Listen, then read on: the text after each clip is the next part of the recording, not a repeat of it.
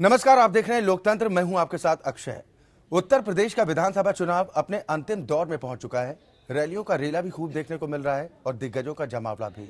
जात पात के नाम पर वोट की अपील भी खूब की जा रही है और एक दूसरे को नीचा कैसे दिखाया जाए, इसके लिए हथकंडे भी खूब इस्तेमाल किए जा रहे हैं। मिर्जापुर में चुनावी सभा को संबोधित करने पहुंचे प्रधानमंत्री नरेंद्र मोदी ने सूबे में व्याप्त भ्रष्टाचार को लेकर एक नया जुमला कर दिया। प्रधानमंत्री का कहना है कि यूपी की जड़ों तक भ्रष्टाचार का दीमक अपना घर पर बना चुका है। नौबत यह है कि यहां पर काम कराने से पहले नजराना देना पड़ता है तो काम के होने के बाद शुक्राना।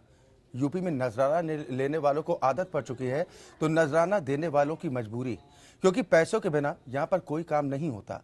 प्रधानमंत्री का कहना है कि अब इस प्रथा को जड़ से खत्म करने का वक्त आ चुका है और इस काम को अगर कोई अंजाम दे सकता है तो वो है भारतीय जनता पार्टी। हालांकि इस दौरान मुख्यमंत्री अखिलेश यादव के बिजली वाले बयान पर तंज कसते हुए प्रधानमंत्री ने कहा कि आजकल काम का ढिंढोरा खूब पीटा जा रहा है, लेकिन काम जमीन पर दिखता तो बेहतर होता। कुछ इसी तरह का हाल बाकी सियासी दलों का भी है, जो बातें तो बड़ी बड़ी कर रहे हैं लेकिन उससे पूरा कैसे करेंगे ये बताने में वो कतराते भी नजर आते हैं। यानी आज भी विकास के रास्ते पर कैसे आगे बढ़ा जाए, इस पर तो बात नहीं हुई। मेरी कमीज साफ और उसकी कमीज गंदी, इस पर सभी का ध्यान ज्यादा है। आज हम लोकतंत्र में इसी पर चर्चा करेंगे कि क्या सिर्फ बयानबाजी और जुमलों से ही लोगों का पेट भरेगा या फिर हमारे सियासी दलों के पास विजन नाम की कोई चीज भी है।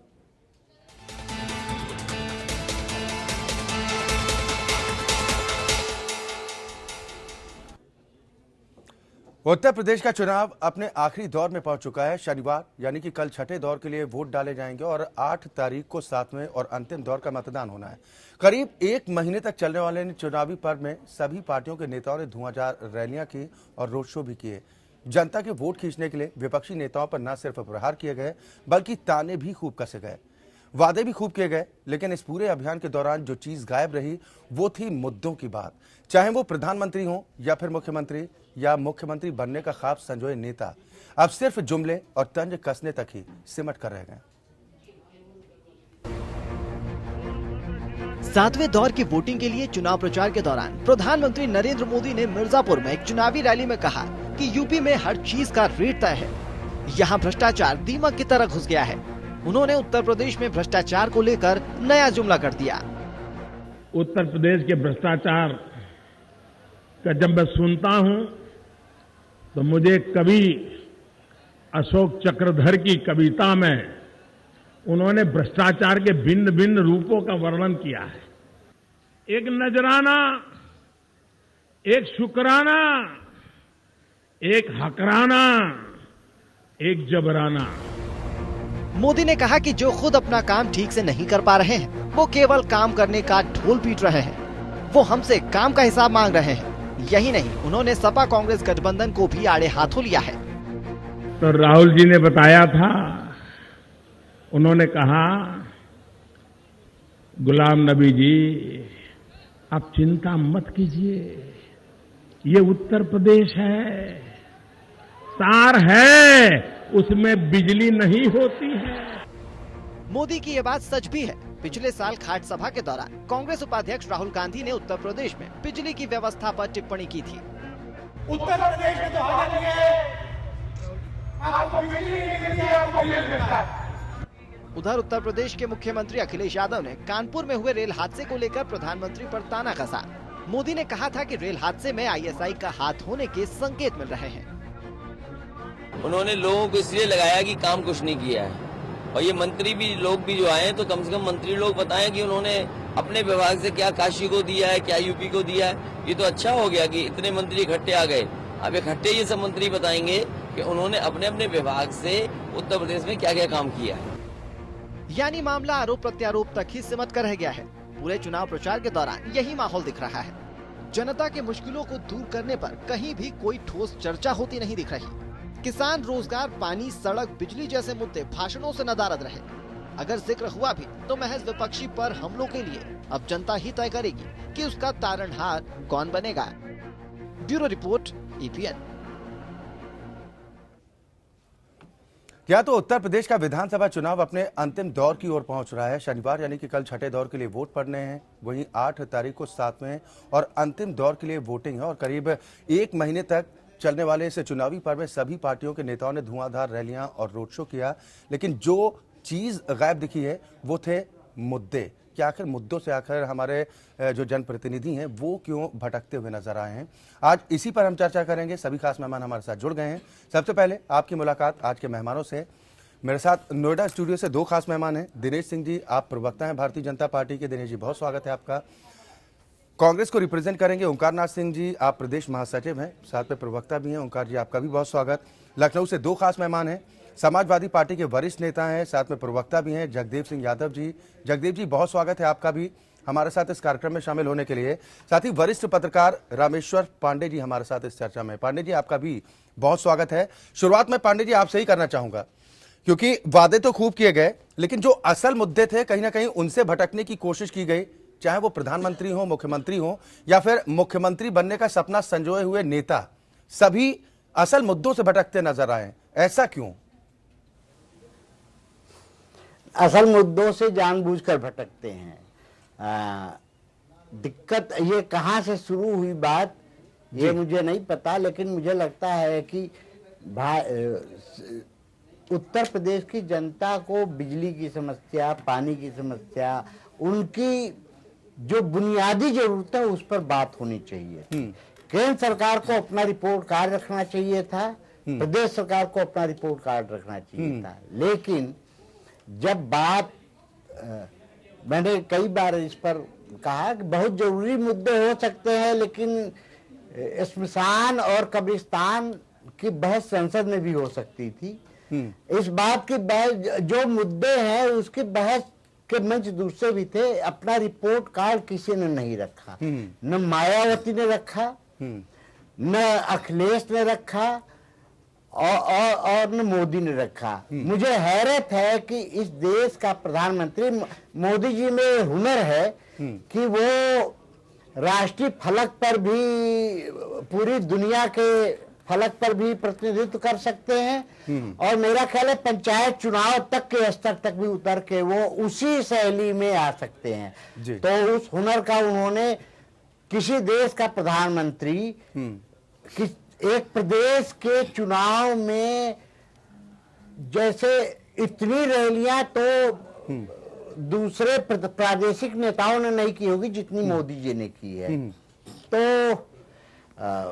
मेरा ख्याल है कि जुमलेबाजी में पूरी सरकार, जुमलेबाजी में सिर्फ भाजपा पर आरोप लगता है, जुमलेबाजी तो लगभग सभी ने की है, अखिलेश ने भी की है जी, और कांग्रेस ने भी की है। और इतने उत्तर प्रदेश के मसले पर तो इतनी खराब शब्दावली के इस्तेमाल हुए हैं कि राजनीति का स्तर इतना गिर गया है। मैं 20 साल पहले भी देखता था, नेताओं में बात होती थी तो शब्दों की शालीनता होती थी। जब मंच से उतरते थे तो एक दूसरे से मिलते थे और कभी अशालीन भाषा का इस्तेमाल नहीं होता था, निजी हमले नहीं होते थे। लेकिन प्रधानमंत्री स्तर का व्यक्ति अगर खिल्ली उड़ाता है, संसद में खिल्ली उड़ाते हैं, जनसभाओं में उड़ाते हैं, और इस देश के नेता, प्रधानमंत्री का पद क्या होता है वह गरिमा लोग भूल गए हैं। प्रधानमंत्री भूले एक अलग मामला है, लेकिन विपक्ष के लोग भी गरिमा भूल गए प्रधानमंत्री जैसी शख्सियत पर। यानी आपको लग रहा है कि मर्यादा को भी कहीं ना कहीं तार तार किया गया है, और ये सब मर्यादा को सबने ताक पर रखा है। ठीक है, और सिर्फ जगदेव सिंह यादव जी के लिए सारी, तो विपक्ष के लोग भी मर्यादाहीन आचरण कर रहे हैं। ठीक है, जगदेव सिंह यादव जी, रिपोर्ट कार्ड सामने रखने में हर्ष क्या था?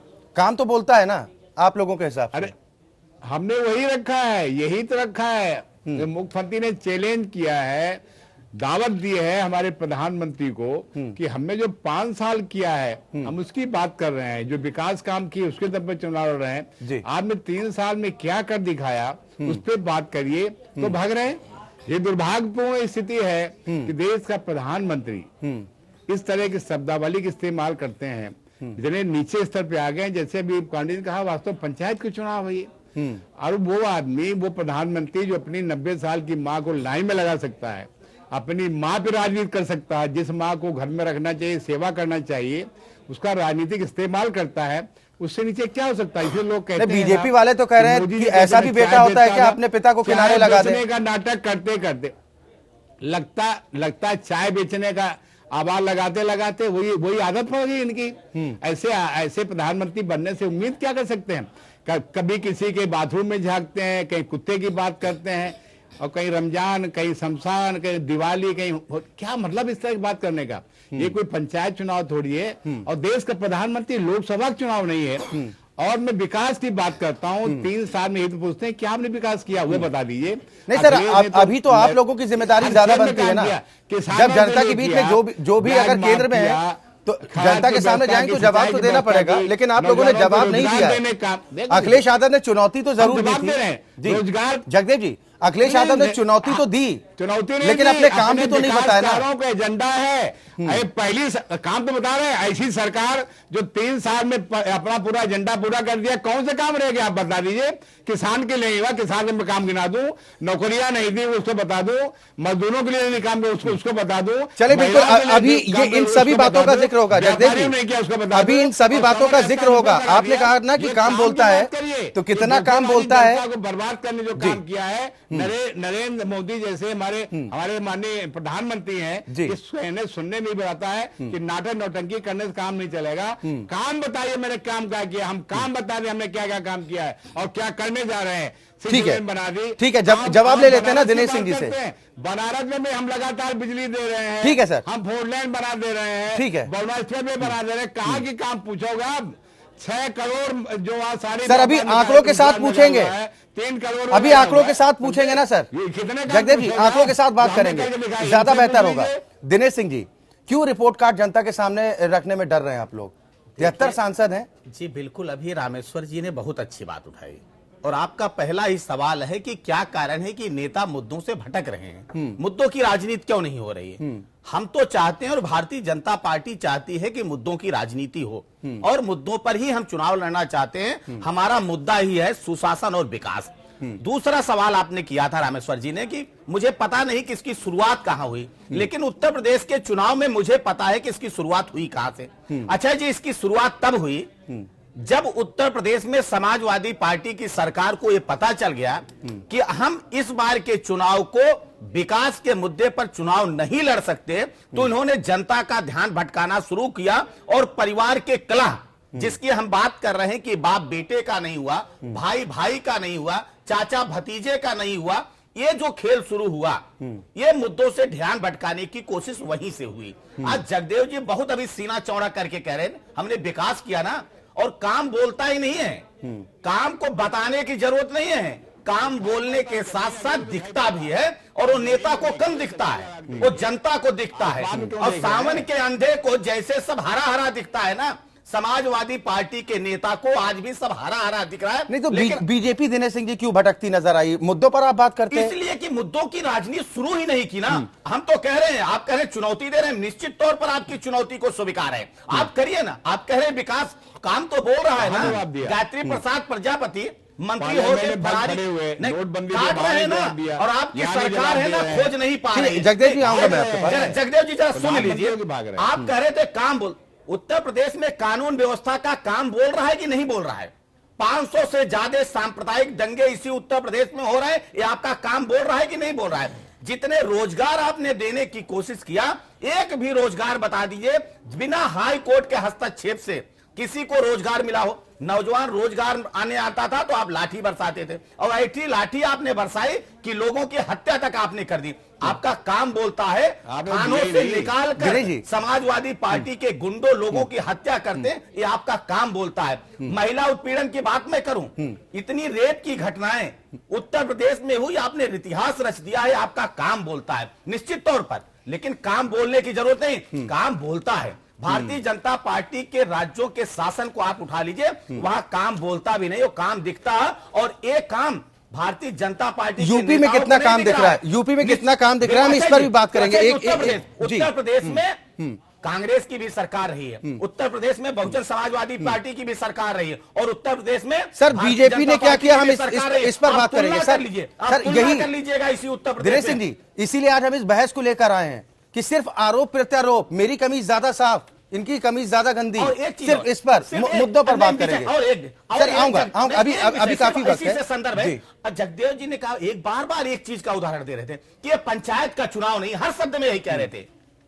आप एक पार्टी के वरिष्ठ नेता हैं, आप पंचायत को चुनाव को कुछ समझते ही नहीं। वो सबसे महत्वपूर्ण चुनाव होता है। आप विधायक जीत सकते हैं, लेकिन पंचायत का चुनाव लड़ने जाइए तो आपको पता चल जाएगा। इसलिए किसी चुनाव को आप हल्के में मत लीजिए। चलिए, ठीक है। वो भी सरकार है, गांव की सरकार है। ठीक है। तो स्तर तो आप लोगों ने नीचा किया है ना। पंचायत को चुनाव ओंकार का नाथ एक सिंह स्तर जी, होगा, ठीक है दिनेश जी, मैं आऊंगा दूसरा आपके होगा, लोकसभा पास। का ओंकार तीसरा नाथ सिंह होगा। जी, असल मुद्दे क्या होना चाहिए? आप लोगों ने कहा कि हमने 10 सूत्री कार्यक्रम मिलकर तय कर लिया अखिलेश यादव के साथ और उस पर आगे काम करेंगे। असल मुद्दे क्या होने चाहिए, किनकी जरूरत है? आज से मुद्दों की बात कर लेते हैं। जी। पहला सवाल मेरा दिनेश भाई से, वाराणसी प्रधानमंत्री का क्षेत्र है। वाराणसी में कांग्रेस का जब शासनकाल था, DLW वहाँ इस्टेब्लिश हुआ, भेल की यूनिट वहाँ लगी, इंडियन ऑयल का बॉटलिंग प्लांट वहाँ लगा, नहरों का जाल वहाँ बिछा हुआ है, Hindustan petroleum, Indian oil, Bharat petroleum का डिपो वहाँ पे है, 4 यूनिवर्सिटीज़ वहाँ पे हैं। और आपने क्या किया वाराणसी के लिए? एक चीज़। दूसरी चीज़, लखनऊ से वाराणसी की सड़क इतनी खराब है, 2.5 साल से आप क्या कर रहे हैं? गोरखपुर से वाराणसी की सड़क इतनी खराब है, 2.5 साल से आप क्या कर रहे हैं? हमने वादा किया था आजमगढ़ में शुगर मिल चालू करा देंगे, शुगर मिल चालू हो गई। आपने घोषणा की कि गोरखपुर के अंदर FCI का प्लान चालू हो गया है, आज तक वह चालू नहीं हुआ। क्यों? इन सब चीजों की बात करने के पहले आप कहते हो तुलना कर लीजिए। तुलना में अभी आपने एक इश्तहार छपवाया था जिसमें आपने कहा था कि हमने 1496 किलोमीटर सड़क बनाई है, 4 नेशनल हाईवे बनाए हैं 867 किलोमीटर का। हम आपसे याद दिलाना चाहते हैं जी। कि 15 अगस्त 2014 को प्रधानमंत्री ने लाल किले से अपने भाषण में कहा था कि बड़े दुख का विषय है कि आज भी भारत के अंदर 18,000 गांव में बिजली नहीं पहुंची। चलिए साहब, नहीं पहुंची। 6 लाख गांव हैं इस देश में। प्रधानमंत्री ने यह भी वादा किया कि हम 1,000 गांवों में 1,000 दिन के अंदर बिजली को हर हालत में पहुंचा देंगे। बहुत अच्छी बात। 947 दिन होते हैं इनके शासन के। प्रधानमंत्री ने 1,000 नहीं 1496 गांव में बिजली पहुंचाने का काम किया। वो बधाई के पात्र हैं, इसलिए कि उन्होंने अपनी बात को पूरा किया। अब पूर्ववर्ती सरकारों का देख लीजिए। पूर्ववर्ती सरकारों में 1947 में देश आजाद हुआ, 1952 तक देश का संविधान बना और देश के संविधान के बाद चुनाव हुआ। 52 से 2014 तक विकास हुआ और यह 62 वर्ष होते हैं। 62 वर्ष में 22,630 दिन होते हैं। अगर 22,630 दिन को 5,82,000 से डिवाइड कीजिए तो 25 गांव से ज्यादा एक दिन में बिजली देने का काम पूर्ववर्ती सरकारों ने किया।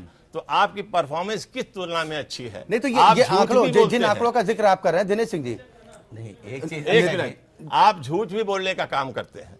आपने कहा कि हमने 867 किलोमीटर सड़क बनाई, 4 नेशनल हाईवे बनाए। 4 नेशनल हाईवे बनाए, मैं मान के चलता हूं आपने 1 साल में बना दिया। 1 साल में बनाया तो आपका जो रेशियो आता है 947 दिन के अंदर 1.5 किलोमीटर पर डे के हिसाब से आपने सड़क बनाई। और आपके मंत्री गडकरी जी ने कम से कम 50 स्थान पे ये कहा है कि हम 30 किलोमीटर पर डे सड़क बना रहे हैं। तो इश्तहार झूठा है या मंत्री झूठे हैं? इन सब चीजों का जवाब दीजिए, यही से बात करते हैं। बहुत सही सवाल उठा और एक एक सवाल का जवाब देते थे ओंकार जी। आपने कहा कि हमने कहा था कि हम गोरखपुर की शुगर मिल को चालू कराएंगे। शुगर मिल नहीं, एक मिनट, FCI चालू कराएंगे। आपने कहा कि हम FCI के प्लांट को चालू कराएंगे। कहीं के शुगर मिल की भी बात आपने की कि आजमगढ़ में शुगर मिल हम चालू बात कराएंगे। चलाएंगे। आपने ये नहीं कहा कि ये शुगर मिल किसके शासनकाल में बंद हुआ। इसका जवाब कांग्रेस पार्टी को देना चाहिए। बसपा के शासनकाल में। सुन लीजिए, बसपा नहीं, आप केंद्र में थे ना, हम तो है नहीं ना, हम ये पूछ रहे हैं। दूसरा, FCI के गोदाम का जो प्लांट है जो बंद हुआ था, वो किसके शासनकाल में बंद हुआ था? केंद्र के किसकी सरकार थी? आपने चालू कराई, लेकिन बंद क्यों हुआ? इसका जवाब कांग्रेस पार्टी को देना चाहिए। एक एक करके ओंकार जी उत्तर प्रदेश वो प्रदेश है, आप भी उत्तर प्रदेश से आते हैं, हम भी उत्तर प्रदेश से आते हैं। जो उत्तर प्रदेश एक एक जनपद अपने एक विशिष्ट काम के लिए जाना जाता है, अगर वाराणसी अपने सिल्क उद्योग के लिए जाना जाता है, तो भदोही अपने कालीन उद्योग के लिए जाना जाता है, तो लखनऊ उस पर कारीगिरी के लिए जाना जाता है। आप किसी भी, अगर मुरादाबाद बर्तन के लिए जाना जाता है, फिरोजाबाद अपनी चूड़ी के लिए, कांच उद्योग के लिए जाना। मैं ये कह रहा हूं कि आपने ये 6 दशकों में जितने उत्तर प्रदेश के एक एक जिले अपनी विशिष्ट पहचान बनाते थे अपने उद्योग के लिए, एक एक आपने ठप कर दिया। उसका जवाब चाहिए। मैं आपसे पूछता हूं कि जो विशिष्ट पहचान के लिए उत्तर प्रदेश के एक एक जनपद, उसका जवाब तो दे दिया ना देश की जनता ने। दिनेश सिंह जी, आपके कार्यकाल में हुआ। दिनेश सिंह जी, अच्छा जी, ये सिर्फ 1 मिनट, ये दो उसका प्रवक्ता हैं, जवाब दोनों तो का जनता ने दे दिया दिनेश जी। अरे उसका जवाब तो जनता ने दे दिया। हम ओंकार बाहर जी, हैं, आप अंदर हो, आप क्या किए हो ये बता रहा बताओ। हूं, आपको दे नहीं दिया, और 2014 में उसका आपको आधा जवाब मिला है। और जब अकेले आप तैर के इस बैतरणी में पार होने नहीं थे, तो आपने एक ऐसे नाव की सवारी किया है, कंधे की सवारी किया है, जो खुद नहीं सक्षम था। अगर आपको पता है, आप कह रहे हैं काम बोलता है ना, आप ही लोग तो चुनाव तक समाजवादी पार्टी के शासनकाल को आप कह रहे थे 27 साल उत्तर प्रदेश बेहाल, ये आपका नारा था, ये भारतीय जनता पार्टी सर का नारों नारा में कुछ था। नहीं है। और दिनेश सिंह जी, आप ये थोड़ा काम भी बता दीजिए ना, काम की बातें भी हो जाए। हम यही तो कह रहे हैं ना कि एक दूसरे पर आरोप प्रत्यारोप नहीं, काम बताइए। पहली बार एनडीए सरकार में भारतीय जनता पार्टी की सरकार बनी और पंडित अटल बिहारी वाजपेयी प्रधानमंत्री हुए। सड़कों का जाल अगर किस देश में बिछाया, तो भारतीय जनता पार्टी के प्रधानमंत्री ने बिछाया। स्वर्णिम चतुर्भुज, जिसकी कल्पना भारतीय कांग्रेस के साथी कभी नहीं कर पाते थे, उसको करके आज जो आप चर्चा करें, पता नहीं कौन सा आंकड़ा लेके आप बैठे हुए हैं। आप आ जाइए, आप यूपीए शासनकाल के प्रतिदिन आप सड़कों का निर्माण का काम देख ले, उठा के आप फिगर ले आए सरकारी, और भारतीय जनता पार्टी के शासनकाल के आंकड़े को आप ले, आप तुलना करके देखिए, ऐसे मत बोलिए। आपके शासनकाल में घोटाले हुए ना, आपने जो काम किया उसमें घोटाला हुआ। आपने 2G किया, घोटाला हुआ, 3G किया, घोटाला हुआ, 4G आपने किया, घोटाला हुआ, जीजा जी घोटाला हुआ, मामा जी घोटाला। आप तो सिर्फ घोटाले करने के लिए काम करते थे, आप जनता के हित करने, आप 60 साल तक शासन में रहे। आज भी उत्तर प्रदेश के लोगों में, उत्तर प्रदेश नहीं पूरे देश में, हम उत्तर प्रदेश के परिप्रेक्ष्य में चर्चा कर रहे हैं, तो क्या उत्तर प्रदेश के इतना पिछड़ा था, आपसे इतना अछूता था, जबकि आप जिस कांग्रेसी परिवार से आते हैं, उस पार्टी से आते हैं, ज्यादातर उनका बैकग्राउंड उत्तर प्रदेश से हुआ करता था। उस उत्तर प्रदेश में आज की तारीख में बिजली न पहुंचाना, ये भारतीय जनता पार्टी के शासनकाल की। सर ये बता दीजिए, प्रधानमंत्री ने कहा था ना कि 18,000 गांव दिखाएंगे। प्रधानमंत्री ने कहा था ना कि आजादी के बाद से आज भी तकरीबन देश में 18,000 गांव ऐसे जहां पर बिजली के पोल तक नहीं गड़े जी। 1,000 दिनों की मोहलत दी थी ना, कि 1,000 दिनों में इन सभी 18,000 गांव में बिजली पहुंचेगी। कितने गांव में पहुंची है? निश्चित तौर पर 1496। सर आंकड़े बताइए कितने गांव में पहुंची है? इनका है, निश्चित हमारा तौर पर नहीं है। हमारे साथ जो हमने जनता से जितने वादा किया है, हम 5 साल के बाद चुनाव में आएंगे ना, एक एक चीज का सर अभी कहने के लिए कुछ नहीं है, आंकड़ों अभी कहने के लिए कुछ नहीं है। के साथ अजय जी, आंकड़ों के साथ जवाब दूंगा। और इसीलिए भारतीय जनता पार्टी बार बार सत्ता में इसीलिए आती है, हम कहते नहीं है, हम सर ये दिल्ली से मेरठ 14 लेन की बात कही गई थी, उसमें कहां तक काम पहुंचा? कहां तक काम पहुंचा है? 2 साल, उसमें 2 साल की मोहलत दी थी, 2 साल में हम पूरा करेंगे। जिस तीव्र गति से काम हो रहा है, मुझे नहीं लगता कभी रोडों का अभी आप जाइए, यही दिल्ली से आप निकलिए और देख लीजिए आप कि कितनी तेजी से प्रगति से काम हो रहा है। ये भारतीय जनता पार्टी की सरकार की देन है, हम जो सिर्फ कहते नहीं है। अभी आप जगदेव सिंह जी, आज ही आया है वर्ल्ड बैंक के सीईओ की रिपोर्ट आई है कि सर हम सब पे बात करेंगे, हम पर बेरोजगारी पर भी बात करेंगे, किसानों की भी बात करेंगे। मुद्दों की कमी नहीं उत्तर प्रदेश में, भले ही राजनीतिक दल भटक जाते हो। पूछा था, एक सेकंड बखाली, हमने दिनेश जी से ये पूछा था कि भाई बनारस में ये चीजें हैं, आपने क्या किया वाराणसी के लिए? चुप होकर नहीं आपने किया ना सर, हिसाब तो देना पड़ेगा ना। जगदेव सिंह जी, इनकी देन है। ठीक है सर, दिनेश जी आऊंगा मैं आपके पास, की खाल निकालूंगा। जगदेव सिंह जी, नहीं है पूर्वांचल के लोगों की बड़ी पीड़ा है। अभी तो 2 चरणों का मतदान है ना, एक तो कल ही होना है। अच्छा, कल बटन दबाने का मौका सबके पास है। अच्छा, दूसरा 8 को। वहां के लिए क्या हुआ है सर? बस मैं वहां पर दिक्कतें हैं। आऊंगा दिनेश जी, मैं आपके पास आऊंगा। जगदेव जी, पूर्वांचल में कितना काम बोलता है? पूर्वांचल के लिए जितना काम हुआ है, पिछली सरकारें उठा दीजिए, और 3 बार राजनाथ सिंह जी मुख्यमंत्री रहे, कल्याण सिंह जी मुख्यमंत्री रहे, रामप्रकाश गुप्ता पुरानी बातों को विसार दीजिए। जगदेव जी, 5 साल सरकार बनी, कोई कहानी। आप बहुत सीरियस मैं आज की बता रहा हूँ, आज की बता रहा हूँ, मैं आज की बता रहा हूँ।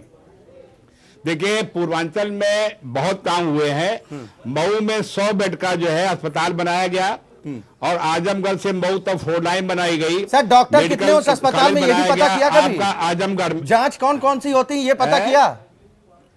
आप लोगों ने स्थिति जानी जब बनाए कि गए 100 बेड का अस्पताल बना दिया, वहां पर व्यवस्थाएं क्या हैं? अरे हमने तो जो आप बनाए गए वहां डॉक्टर भी हैं, हमारी जो तमाम वहां हमने जो है बलिया से लेकर के बलिया जिला अस्पताल की तस्वीर भी आपको दिखवा दूंगा। जमीन एक्वायर कर दी जगदेव जी, बलिया का आपने जिक्र किया ना, वहां पर जिला जिला अस्पताल की तस्वीर आपने देखी है, एक्सरे के अलावा कोई जांच उपलब्ध नहीं है।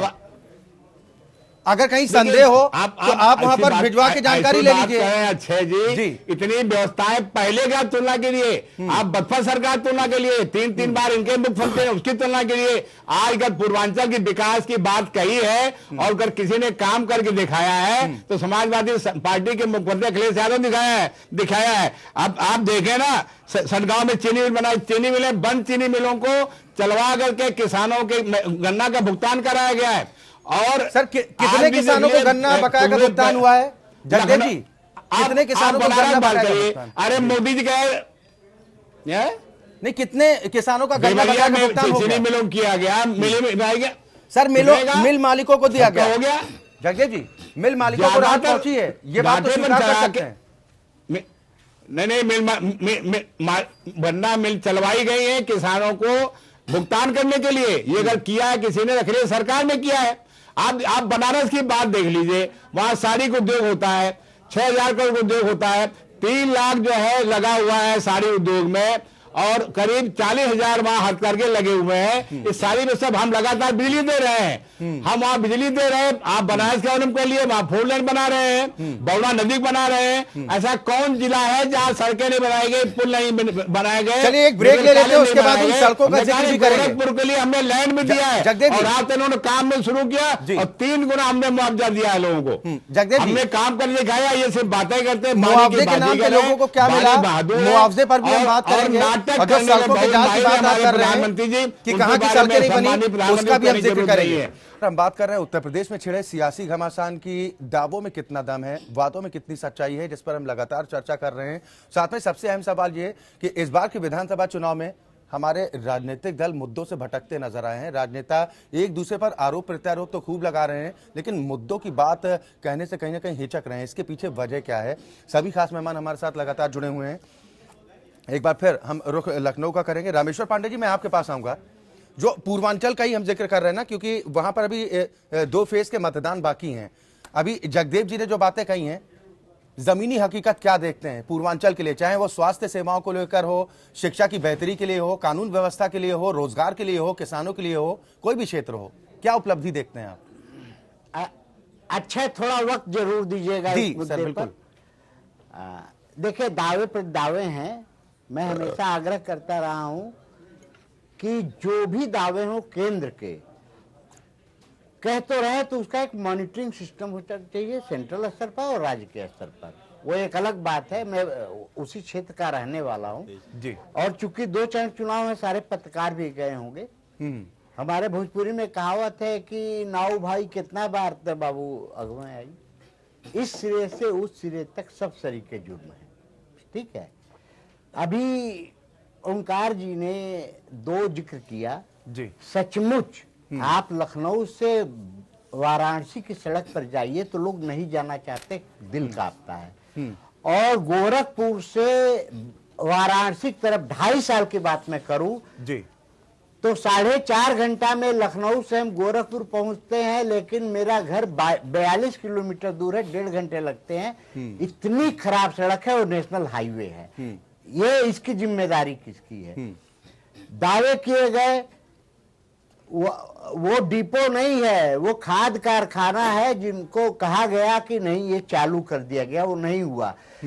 हमेशा पूर्वांचल के लोग छले गए हैं। पूर्वांचल में इतनी बेकारी है। मायावती जी पत्थरों को जस्टिफाई करती हैं, पूर्वांचल की तरफ कभी देखा नहीं। अखिलेश जी बहुत दावे करते हैं, लेकिन और इसी पूर्वांचल ने, और ये 2 चरण है, यही पूर्वांचल ने उनकी सरकार बनवाई है, लेकिन पूर्वांचल में जाकर आप देखें तो आपको दिखाई दावों में है। मैं वो दोनों सड़क देख रहा हूं और मैं ओंकार जी की बात से बिल्कुल सहमत हूं।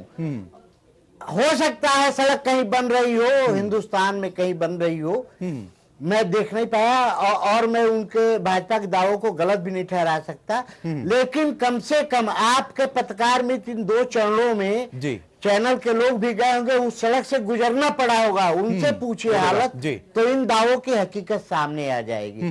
पूर्वांचल हमेशा एक मुद्दा रहा है। पूर्वांचल से बड़े बड़े लोग, वही आजमगढ़ से सर करीब मुलायम 11 सिंह मुख्यमंत्री यादव, पूर्वांचल रहे हैं सारे अब तक। बड़े लोग पूर्वांचल से हैं, खुद प्रधानमंत्री पूर्वांचल से, लेकिन वाराणसी से गोरखपुर जहां वो गए थे, शायद उस सड़क से वो नहीं गए, नहीं तो उनको हकीकत का पता चलता। और मेरा आग्रह है भाजपा के साथियों से कि कम से कम अगर यह बात पहुंचा सके पहुंचावे कि ये भाजपा के दावे पर कलंक की तरह है। वही उनको गोरखपुर गुरु गोरखनाथ की धरती गए थे, उस सड़क से गुजरना चाहिए था। और अभी जो जगदेव जी जो बात कर रहे थे, आजमगढ़ मऊ से हर 6 महीने पर सड़क बनती है और उजड़ जाती है। मैं पूरे आंकड़े पेश कर सकता हूँ। अब मऊ से आजमगढ़ आप चले जाइए, हिम्मत हो तो नहीं जा सकते। ये राज्य की बनाई सड़कें भी भ्रष्टाचार की कहानी कर रही है और केंद्र के दावे की इसलिए सामने कर रही है। ठीक है जगदेव जी, तो क्या कहेंगे? अब इन दावों की परीक्षा बस होनी है। देखिए, हम तो ये कह रहे हैं कि ये जो पूर्वांचल जो है और मध्यांचल है पश्चिम में है, ये निश्चित रूप से पूर्वांचल पिछड़ा हुआ है। जो विकास वहां होना चाहिए, अपेक्षित विकास था, वो नहीं हुआ। और वहां तो प्रधानमंत्री भी दिए चंद्रशेखर रहे, वहां कई मुख्यमंत्री भी रहे। और ये जो पर है बीजेपी के लोग 3 बार मुख्यमंत्री रहे, मायावती 3 बार 4 बार मुख्यमंत्री रही। लेकिन आज की जथा जो है, हमारे ईमानदार और कर्मठ मुख्यमंत्री ने, शानदार जानदार मुख्यमंत्री जिस तरह से पूर्वांचल विकास के लिए काम किया है, इसकी तुलना में पिछले मुख्यमंत्रियों में नहीं किया। हमने शुरुआत की वही है तुलनात्मक हम बात कर रहे हैं जगदेव जी, सड़क बनाने की, वही तुलना हम कर रहे हैं। और बिजली देने की, वही तो करें, बिजली देने की, रोजगार देने की। वहां तो गरीबी है, रोजगार बाहर जाते हैं। हमने तो रेवेन्यू विभाग में, जगदेव जी माफी चाहूंगा, बीच में रोक रहा हूं आपको। जो 10 सूत्रीय कार्यक्रम है, 4 लाख लोग हाईकोर्ट सुप्रीम कोर्ट चले जाते हैं। सर जो 10 सूत्रीय कार्यक्रम आप लोगों ने तैयार किया है, इससे पहले किसी ने किया आप और आपके सहयोगी ने, तो ये बताइए, उसमें ये भी जिक्र किया गया है कि हम 24 घंटे बिजली देंगे आने वाले वक्त में अगर सरकार में आते हैं दे रहे हैं। यानी सवाल तो है कि बिजली मिल नहीं रही प्रॉपर। बजट दिया गया जिससे सड़कें पुल सारे भी बने हुए हैं। पहली बार हुआ है, हम बिजली दे रहे हैं, कर्जा माफ किया, खास किया, किसानों के लिए हमने किया। नहीं, गठबंधन के पहले कांग्रेस के उपाध्यक्ष राहुल गांधी ये कहते थे कि बिजली तो नहीं आती, लेकिन बिजली के बिल पहुंचते लोगों के पास। अब भले ही परिस्थितियां बदली हो जगदेव जी, योजनाएं मजदूरों को मान दी गई हैं। 10 रुपए भोजन देने, कितने काम गिनाएंगे आप? सर 10 रुपए का भोजन कहाँ मिलता है, ये भी बता दीजिए। अब स्मार्टफोन देने जा रहे हैं। अरे हम मजदूरों की बात करें, जनरल नहीं मिल रहा है। जो मजदूर पंजीकृत उनको दे रहे हैं। खुद मुख्यमंत्री ने बैठ के खाना खाया था, 1 मई को शुरुआत की थी। मैं श्रम विभाग देख रहा हूँ, दे रहे आवासीय विद्यालय में। जगदेव जी, आपको कहीं जाना भी है, इसलिए आपसे मैं जरूर इस पर रिएक्शन चाह रहा हूँ। सर पूर्वांचल के लिए थोड़ा ये बता दीजिए कि वादे करते शिक्षा व्यवस्था, सर सुन तो लीजिए, मोदी तो फेल हो गए कदई। ठीक है सर, विश्वास किसी ने खोया है। 11 मार्च को नतीजे आ जाएंगे ना, माननीय अखिलेश यादव ने किया है। जगदेव जी, एक बहुत स्ट्रांग और ऑनेस्ट मुख्यमंत्री उत्तर प्रदेश मिला है। सर 11 मार्च को नतीजे आ जाएंगे, अब ज्यादा दिन भी तो नहीं बचे हैं। सर ये बताइए, शिक्षा व्यवस्था को बेहतर बनाने के लिए पूर्वांचल में क्या किया? पूर्वांचल के कितने लोगों को रोजगार के अवसर दिए गए? क्योंकि मजबूर है पूर्वांचल के लोग, या तो शिक्षा के लिए बाहर चले जाते हैं कि बेहतर शिक्षा मिले, या रोजगार के लिए चले जाते हैं। ये पलायन तो रुकना चाहिए था। वोटों के सौदागर है, रुपया लेके टिकट देती है। और आप बात कर रहे थे, ये कह रहे थे, आप उनको पिता और उनकी बात कर रहे थे। अरे मायावती ने काशीराम को बंधक बना के रखा, और मोदी जी कह रहे हैं सर ये जवाब नहीं हुआ जगदेव सिंह जी। अडवाणी ने बचाया, अडवाणी जी को फ्रीज में सर ये बात नहीं, इसीलिए हम कह रहे हैं कि मुद्दों से भटक जाते हैं। दिनेश सिंह जी, ये सारे तड़ी पार लोग हैं। ठीक है सर, जगदेव जी जो कह रहे हैं ना, कह रहे हैं कि मोदी जी तो फेल हो गए। जगदेव जी, आप भी परीक्षा में बैठे हुए हैं, हम भी परीक्षा में बैठे हुए हैं, तो आप कॉपी मत जांचिए ना हम जाते हैं। ये कॉपी जांचने का काम उत्तर प्रदेश के मतदाता पर छोड़ दीजिए। 2014 में जांच के परिणाम दिखा दिया है। आप सरकार चला रहे थे, 2.5 साल का परिणाम आपको मिल गया, इंतजार करिए, 2.5 साल का परिणाम आपको फिर मिल जाएगा। आप कह रहे थे हम तो रोजगार बहुत अच्छा देते हैं, लेकिन लोग हाई कोर्ट सुप्रीम कोर्ट चले जाते हैं। जब आप अच्छा काम करेंगे तो आप हाई कोर्ट और सुप्रीम कोर्ट लोग क्यों जाएंगे? इसका मतलब आप नियुक्तियों में धांधली करते हैं, इसका मतलब आप हाई कोर्ट और सुप्रीम कोर्ट को भी झूठा साबित कर रहे हैं। जब आप लॉ एंड ऑर्डर जहां फेल हो जाएगा, जहां सरकारें फेल हो जाती हैं, वहीं लोग न्यायालय की शरण में जाते हैं। अगर आपका लॉ एंड ऑर्डर इतना होता तो हाई कोर्ट को गायत्री प्रजापति के ऊपर भी एफआईआर करने के लिए ना कहना पड़ता, आप खुद ही कर देते हो। और आपके मुख्यमंत्री उनको सुबह निकाले थे, लेकिन शाम को उनको वापस ले लिए थे। ये आपका काम बोल रहा है, सारी चीजों को पता है। दूसरी चीज, आपने स्कूल बनाया, टीचर नहीं है। आपने अस्पताल बनाए, डॉक्टर नहीं है। वहां जानवर आपको दिखाई देंगे, आप चले जाइए। जगदेव जी अगर नहीं चले गए हो तो इनसे पूछ लीजिएगा। सारा आरोप दिनेश सिंह जी अस्पताल में करवाते हैं, प्राइवेट में, पता चल जाएगा। इतनी अच्छी अगर व्यवस्था है, थाने हैं, लोगों के एफआईआर नहीं लिखे जाते हैं। आपके समाजवादी पार्टी के कार्यकर्ता थानों को चलाने का काम कर रहे हैं, वो तय कर रहे हैं कि कौन एफआईआर लिखी जाएगी, कौन नहीं लिखी जाएगी। अगर यही है तो आपको मुबारक हो, आपने विकास किया ना। जैसे आपने सर, आप भी अपने पार्टी के विकास गिनाइए सरकार के। दिनेश सिंह जी, यूं घुमाने से बात बनने वाली नहीं है। सारी जिम्मेदारी का ठीकरा अगर फोड़ दिया जाए कि नहीं राज्य सरकार, हमने तो मदद की, राज्य सरकार ने नहीं किया, सिर्फ इससे काम नहीं चलेगा।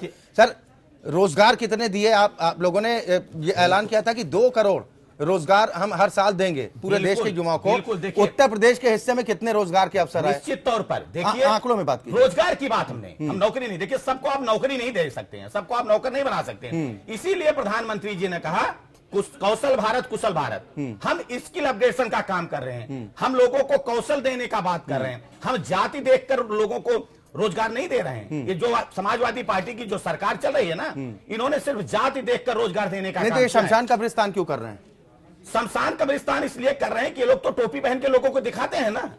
ये टोपी पहन लीजिए, अगर कोई हिंदू की बात कर देता है तो सांप्रदायिक हो जाता है, और कोई दूसरे धर्म की बात करता है तो सांप्रदायिक नहीं। हम आज तक इसको नहीं समझ पाए, हम व्यक्तिगत रूप से नहीं समझ पाए कि आप लोग इस डर को दूर क्यों नहीं कर पाए? करता है तो सांप्रदायिक हो जाता है। आप लोग इस डर को दूर क्यों नहीं कर पाए? इसलिए हमने भ्रम को दूर किया। हम तो सबका साथ और सबके विकास की बात कर रहे हैं ना, हम तो जाति और मजहब की बात नहीं कर रहे हैं। सर, टिकट आप लोग देते नहीं है, बाद में अफसोस भी आपकी पार्टी के नेता जाहिर करते हैं। जात और बिरादरी के नाम पर हम तोलते ही नहीं। हम तो सब इंसान को एक इंसान मानते हैं। सर, अधिकार तो दे सकते हैं, आप जात पात नहीं मानते, अधिकार तो थोड़ा दे सकते हैं, एक टिकट दे देते हैं। नहीं, अधिकार हमारे यहाँ नहीं, क्या हमारे यहाँ किसी धर्म के नेता नहीं है? तो आप बता दीजिए किस धर्म के नेता नहीं है सर? उत्तर प्रदेश में क्या ऐसा कोई भी नेता नजर नहीं आया? ऐसा कोई भी काबिल? हम टिकट देख के बताएं कि नहीं, हम इनका ख्याल रखते हैं। हमारी जहाँ पे सरकार है, बहन जी बता रही है, आंकड़े देती है, संख्या सुरक्षित है। हमारी तो बता रही है, हमारे गुजरात में सरकार है, गोवा में सरकार है, राजस्थान में सरकार है, मध्य प्रदेश में सरकार है। बताइए कोई इस तरह के दंगे हो रहे हो?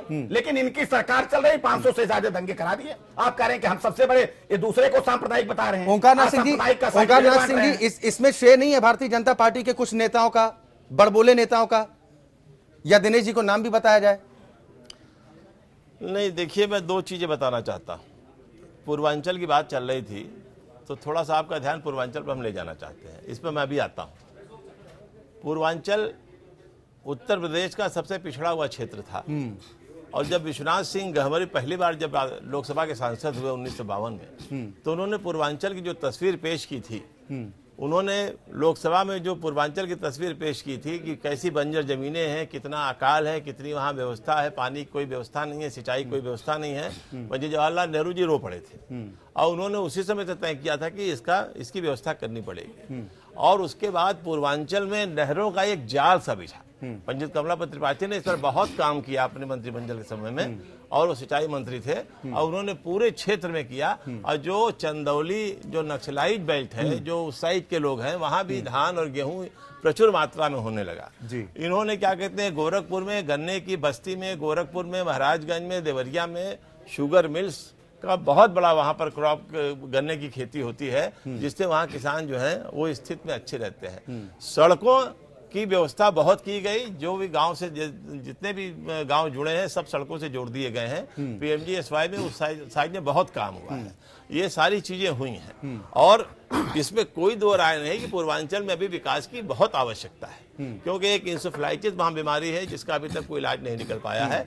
लोग आरोप करते हैं सरकार के ऊपर कि क्यों नहीं हुआ और क्या कारण है, कुछ नहीं है। बहुत सी ऐसी बीमारियां होती है जिसको कंट्रोल करने में समय लगता है, जैसे डेंगू पूरे हिंदुस्तान में फैलता है, जब फैलता है और फिर धीरे धीरे वो अपने समय से कम हो जाता है। वही स्थिति आपकी इंसेफ्लाइटिस की। सर, अब तक कोई वैक्सीन तक नहीं बन पाई। हाँ, वैक्सीन तक नहीं बन पाई। तो अब वैसे तो कैंसर का भी अभी तक कोई इलाज नहीं निकल पाया, सिवाय इसके कि ऑपरेशन करके और थोड़ा बहुत कोबाज वगैरह दे दीजिए, बाकी और कोई ऐसा इलाज नहीं निकला है। तो हम प्रयास कर रहे हैं, हम लड़ रहे हैं, हम मेडिकल फैसिलिटी वहां पर बढ़ाने जा रहे हैं। अब तो केंद्र सरकार ने 27 सालों से आप लोग उत्तर प्रदेश में हैं, उसको भी हम बनवा के 27 साल से आप लोग हैं नहीं, और अभी तक आप लोग नारा देते थे 27 साल यूपी बेहाल। देखिए, अब आप लोग कहते हैं कि काम बोलता वो है। एक दूसरी चीज है, मैं बता रहा हूं। हमने एक बड़े मकसद के लिए जब दो दल आपस में मिलते हैं तो उसमें कोई दो राय नहीं कि उनमें आपस में विरोध होता है, नहीं तो एक दल ना हो जाते। लेकिन जब देखते हैं कि कोई एक बड़ा काम आ रहा है तो उसको करना चाहते हैं। हम इस समाज से, इस देश से नफरत की राजनीति को समाप्त करना चाहते हैं। और जब तक नफरत की राजनीति, तो धर्म की राजनीति होगी, जात की राजनीति होगी, यह न तो स्मार्ट सिटी बन सकती है और न आदर्श गांव हो सकता है। इन्होंने एक स्वच्छ भारत का लोगो दे रखा है, जिसमें नक्शे चश्मे के एक उस पर तो स्वच्छ लिखा है, दूसरे पर भारत लिखा है। मतलब जिधर भारत है उधर स्वच्छता नहीं, जिधर स्वच्छता उधर भारत नहीं। तो इनका सिस्टम ये है कि जो ये बना रहे हैं, जो ये कह रहे हैं, ये मुद्दों से इसीलिए भटकते हैं कि ये कोई काम नहीं कर पाते हैं और इसलिए बड़बोले की बात करते हैं। सबसे पहले प्रधानमंत्री बहुत बड़ी पर्सनालिटी होता है, जैसे पांडे जी ने कहा। प्रधानमंत्री को स्कैम, और स्कैम में देखिए नफरत कितनी झलकती है। स्कैम को उन्होंने विश्लेषण क्या किया, एस से समाजवादी पार्टी, के से कांग्रेस, फिर ए से अखिलेश। मैंने अखिलेश समाजवादी पार्टी के अध्यक्ष नहीं है, अखिलेश का 2 बार नाम लिया, और फिर बी से बहुजन, क्या कहते हैं, मायावती, बहुजन समाजवादी पार्टी। अब आप बताइए, एक प्रधानमंत्री किसी एक व्यक्ति से इतनी नफरत करे कि उसका 2-2 बार नाम ले गंदे लिहाज में, तो क्या आप नहीं तो ये परंपरा ठीक है कि कोई आतंकवादी घोषित करे कि प्रधानमंत्री नहीं आतंकवादी है। अमित शाह ने कहा, आपके जो सहयोगी बिहार में है, सत्ता में है, नहीं सुनिए, अमित शाह ने क्या कहा, वो जिस भाषा का इस्तेमाल करते हैं वो भी छोटे कद के नेता नहीं ना। जब आप बोलोगे तो आपकी उम्र का लालू प्रसाद यादव भी छोटे कद के नेता तो नहीं है। जब आप बोलोगे तो आपके उम्र का आदमी वैसे ही बोलेगा। अब कसाब आप बोल रहे हैं, अगर आप हिंदी के इतने बड़े सर इसी परिपाटी से तो बाहर निकलना है, इसीलिए हाँ, सर आपने देखा होगा एपीएन के मंच पर हम लगातार यही बात कर रहे हैं कि एक तरफ चुनाव चल रहा है, दूसरी तरफ नेता बयानबाजी में लगे हुए हैं, लेकिन मुद्दों पर बात नहीं होती है। एक कमेंट सर, वक्त की कमी है। रामेश्वर पांडे जी, एक फाइनल कमेंट आपसे चाहूंगा, क्या नसीहत देना चाहेंगे आप, कुछ सलाह देना चाहेंगे दिनेश सिंह जी को, ओंकारनाथ सिंह जी को या जगदेव सिंह जी? जी हाँ, इस समय मेरे सलाह की और नसीहत की जरूरत नहीं है। मैं सिर्फ यह जानता हूं कि जनता नसीहत देने वाली है, और जो जनता, जो परिणाम आएंगे उसके आईने में ये पार्टियां देखे, और लोकतंत्र की जो शपथ इन्होंने ली है, उस शपथ के आधार पर राजनीति के स्तर को ऊंचा उठाने की कोशिश करे। प्रधानमंत्री अगर कहते हैं कि 7 बजे के बाद यूपी में लड़कियां घरों से नहीं निकलती, तो उनके जो वो अभियान है कि विदेशों से नागरिक आए हमारे देश में, उस पर सवाल उठता है। विदेशों में लोग कहेंगे कि यूपी जो पर्यटन का सबसे बड़ा केंद्र है, वहां ये हालत है, तो कितना बड़ा नुकसान हो रहा है। स्तर उठाने की जरूरत है, नीचे से लेके ऊपर तक। चलिए, बिल्कुल बिल्कुल, बहुत शुक्रिया, बहुत शुक्रिया। आपने गंभीर बात कही है, और इससे राजनीतिक दलों को, सभी को इसको दूसरे नजरिए से नहीं देखना चाहिए, इसको सकारात्मक तौर पर, क्योंकि राजनीतिक दल भी ये चीज बाखूबी समझ रहे हैं कि जो राजनीति की मर्यादा है तो वो कम से कम इन दिनों में कम से कम वो जरूर ताक पर रखी गई है। ये ठीक नहीं है एक स्वच्छ राजनीति के लिए। बहुत शुक्रिया आप सभी मेहमानों का हमारे साथ इस कार्यक्रम में शामिल होने के लिए। तो सवाल इसी बात को लेकर उठ रहे हैं कि बातें तो खूब बड़ी बड़ी की जाती हैं, लोगों को लुभाने का प्रयास भी किया जाता है, लेकिन मुद्दों से कहीं ना कहीं भटकने की कोशिश की जाती है। लेकिन कहा जाता है कि जनता जनार्दन है, जनता अपना फैसला करती है, फैसले की घड़ी है। 2 चरण का मतदान बाकी, और 11 मार्च को जब नतीजे आ जाएंगे तो ये खुद साफ हो जाएगा कि जनता किस पर भरोसा कर रही है। लोकतंत्र में आज के लिए बस इतना ही।